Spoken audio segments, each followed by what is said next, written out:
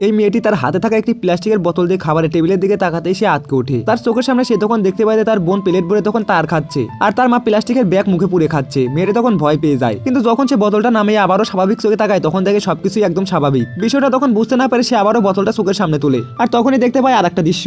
প্লেটের ভিতরে রঙিন খাবারের বদলে সেখানে আছে শুধুমাত্র প্লাস্টিক আর সবাই সেগুলোকে আনন্দের সঙ্গেই খাচ্ছে। মেয়েটা তখন পুরোপুরি হতবাক হয়ে যায়। এরপর সে বোতলটা নিয়ে বাড়ি ছোট বিড়ালের দিকে তাকায় আর দেখে বিড়ালের খাবারের প্লেটও আর খাবার নেই, সবাই হচ্ছে আবর্জনা আর প্লাস্টিকের বর্জ্য। মেয়েটা তখন মনে হয় যে আমি হয়তো কোনো ভুল দেখছি। তখন মনটা হালকা করতে সে বাবার সঙ্গে মোটরসাইকেলে করে সমুদ্রের ধারে যায়, কিন্তু সেখানে গিয়েও দেখতে পায় অদ্ভুত ঘটনা।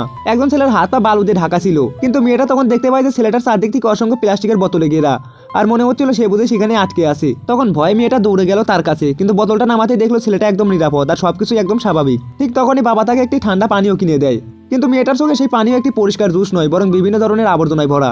এই সময় তার হঠাৎ করে মনে পড়ে যে সমুদ্রের ধারে উড়ে আসা প্লাস্টিকের ব্যাগ আর চারপাশে তখন ছড়িয়ে থাকা বিভিন্ন বোতল। তখন সে বুঝে গেল যে মানুষ যখন পরিবেশের যত্ন না নেয় তখন প্রকৃতি ভিতরে ভিতরে ধ্বংস হয়ে যায়।